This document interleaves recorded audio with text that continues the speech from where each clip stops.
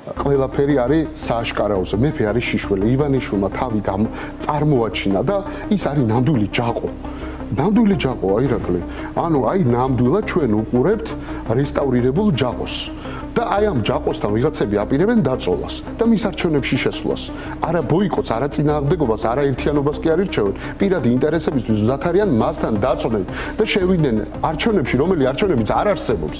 ამიტომ ძალიან მნიშვნელოვანი იყო გუში რაც გააკეთა 8 პოლიტიკურმა პარტიამ, რომ ჩვენ არა მხოლოდ ერთიანობა ავირჩიეთ, არამედ ავირჩიეთ ბოიკოტი და ავირჩიეთ წინააღმდეგობა. და ამისთვის ჩვენ ყველაფერს გავაკეთებთ, რომ რეგიონებიდან საქართველოს რეგიონებიდან თბილისში ჩამოვიყვანოთ ხალხი და მტკიცე პასუხი გავცეთ ივანიშვილს. იმიტომ სხვანაირად არაფერი არ გამოვა. ილუზია და ტყუილია.